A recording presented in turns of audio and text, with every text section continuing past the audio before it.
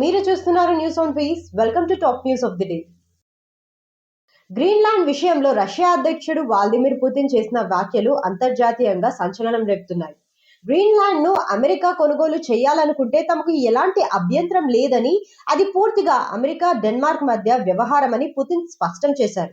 ఈ విషయం తమకు సంబంధించింది కాదని, గ్రీన్లాండ్ కి ఏమవుతుందన్నది రష్యాకి అవసరం లేని విషయమని తెలియజేశారు. అమెరికా అధ్యక్షుడు డొనాల్డ్ ట్రంప్ గ్రీన్లాండ్ విషయంలో రష్యా మరియు చైనా నుండి ముప్పు ఉందని పదే పదే చెప్తున్న సందర్భంలో పుతిన్ ఇలా స్పందించడం విశేషంగా మారింది. ఇంకా గ్రీన్లాండ్ ను డెన్మార్క్ ఎన్నాళ్ళుగానో వలస ప్రాంతంగా చూస్తుందని పుతిన్ విమర్శించారు. కానీ అది పాత విషయమని, ఇప్పుడు దాని గురించి పెద్ద ఆసక్తి ఎవరు చూపించట్లేదని తెలిపారు. అమెరికా, డెన్మార్క్ మధ్య జరుగుతున్న వివాదం తమను ఏమాత్రం కలవరపరచట్లేదని, ఆ రెండు దేశాలే పరీక్షించుకోవాలని పుతిన్ స్పష్టం చేశారు. దేవతలు నడిచిన భూమిగా పేరుగార్చిన కేరళలో దాదాపు 270 ఏళ్ల తర్వాత తొలిసారిగా మహామాఘ మహోత్సవం ప్రారంభమైంది.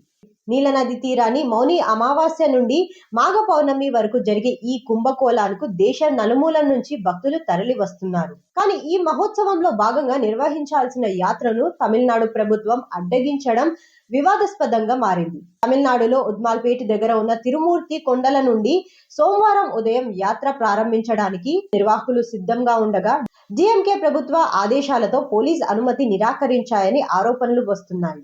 దీంతో విగ్రహాన్ని కేరళ సరిహద్దుల వరకు వాహనంలో తరలించి పలకాడ్ నుండి యాత్రను తిరిగి ప్రారంభించాలని నిర్వాహకులు నిర్ణయించారు. కోజికోడేలో భారతీయ ధర్మ ప్రచార సభ ఆచార్య డాక్టర్ శ్రీనాథ్ కర్యాత్ ఈ యాత్రకు శ్రీకారం చుట్టగా తమిళనాడు నుండి అనుమతి ఇవ్వకపోవడం పట్ల భక్తుల్లో తీవ్ర అసంతోషం వ్యక్తమవుతుంది. టారిఫ్ల విషయంలో డొనాల్డ్ ట్రంప్ కీలక నిర్ణయం తీసుకున్నారు. గ్రీన్లాండ్ విషయంలో తమకు మద్దతు తెలుపని EU దేశాలపై 10% సుంకాలను విధిస్తామని యుఎస్ అధ్యక్షుడు డొనాల్డ్ ట్రంప్ చెప్పిన హెచ్చరికను వెనక్కి తీసుకున్నారు. ఫిబ్రవరి 1 నుంచి టారిఫ్లను అమలు చేస్తామన్న హెచ్చరికను ఉపసంహరించారు. నాటో ప్రధాన కార్యదర్శి మార్క్ రూటేతో ఫలప్రదమైన చర్చలు జరిపినట్లు తెలిపారు. గ్రీన్లాండ్ ఆర్క్టిక్ ప్రాంతం భవిష్యత్తు ఒప్పందం కోసం ఫ్రేమ్వర్క్ సిద్ధమైందని వివరించారు. ఈ విషయం అమెరికాకే కాకుండా నాటో మిత్ర దేశాలన్నిటికీ లాభదాయకమని చెప్పారు. రథసప్తమి సందర్భంగా తిరుమల తిరుపతి దేవస్థానం కీలక నిర్ణయం తీసుకుంది. శుక్రవారం నుండి తిరుమల తిరుపతి దేవస్థానంలో 3 రోజుల పాటు సర్వదర్శనం టోకెన్ల జారీని నిలిపివేస్తున్నట్లు టీటీడీ ప్రకటించింది. టోకెన్లు జారీ చేసే 3 ప్రాంతాల్లో కూడా ఈ నిర్ణయం అమలు చేస్తామని తెలిపింది.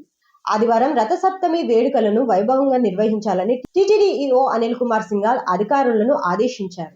ఈ సందర్భంగా భద్రత, పార్కింగ్, అన్నప్రసాదాలు, లడ్డూలు, భక్తుల రద్దీ నియంత్రణం, స్వచ్ఛత, అత్యవసర సేవలపై ప్రత్యేక దృష్టి పెట్టాలని సూచించారు.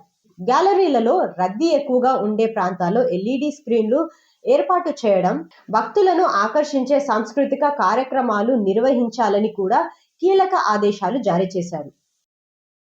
సింగరేణిలో ఉన్న నైని కోల్ బ్లాక్ కుంభకోణంపై వస్తున్న వార్తలపై కేంద్ర మంత్రి జి కిషన్ రెడ్డి ప్రతిక్రియ వ్యక్తం చేశారు. బొగ్గు గనుల విషయంలో గత బీఆర్ఎస్ ప్రభుత్వం ఏం చేసిందో ప్రస్తుత కాంగ్రెస్ ప్రభుత్వం కూడా అదే బాటలో నడుస్తుందని ఆయన అసహనం వ్యక్తం చేశారు.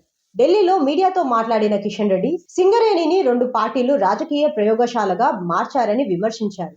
నైని బ్లాక్ సహా సింగరేణిలో జరిగిన అక్రమాలపై సిబిఐ దర్యాప్తు జరిపిస్తామని, రాష్ట్ర ప్రభుత్వం ముందుకు వస్తే కేంద్రం పూర్తి స్థాయిలో పరిశీలిస్తుందని చెప్పారు. మంత్రుల మధ్య వాటాల గొడవల వల్లే ఈ వ్యవహారం బయటపడ్డదని ఆరోపించారు. దేశ బొగ్గు ఉత్పత్తిలో సింగరేణి కీలక పాత్ర పోషిస్తుందని, విద్యుత్తో పాటు పారిశ్రామిక వృద్ధికి సంస్థ సేవలు అమూల్యమని చెప్పారు.